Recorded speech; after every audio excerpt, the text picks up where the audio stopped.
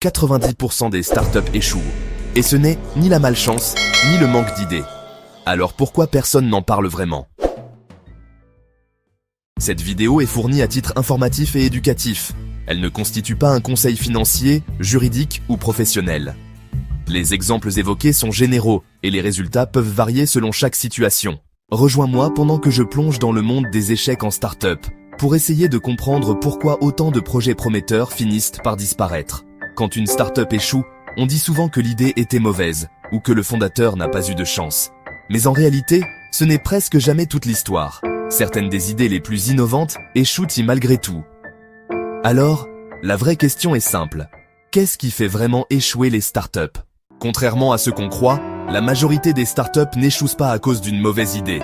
Une idée peut être excellente, mais une idée seule ne vaut rien sans exécution. Ce qui fait la différence, ce n'est pas ce que tu imagines, mais comment tu le mets en œuvre, au bon moment, sur le bon marché. L'une des principales raisons de l'échec des startups, c'est le manque de compréhension du marché et des clients. Beaucoup de fondateurs créent un produit, sans vraiment savoir à qui ils s'adressent, sans identifier un problème réel, ou en pensant que leur vision suffit. Résultat, pas de traction, pas d'adoption, et le projet s'épuise lentement. Autre cause majeure, la gestion financière. Une start-up peut avoir des clients, et quand même échouer. Manque de trésorerie, mauvaise décision de dépenses, croissance trop rapide, ou absence de visibilité financière.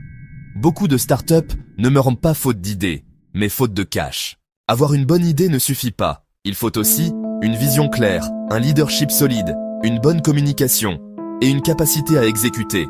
Sans structure, sans organisation, sans discipline, une start-up peut très vite perdre le contrôle. Et surtout, il faut savoir s'adapter. Refuser de pivoter quand ça ne fonctionne pas est l'une des erreurs les plus fréquentes. Ce dont on parle rarement, ce sont les facteurs humains. La pression, la solitude de l'entrepreneur, l'ego, la peur de reconnaître qu'on se trompe.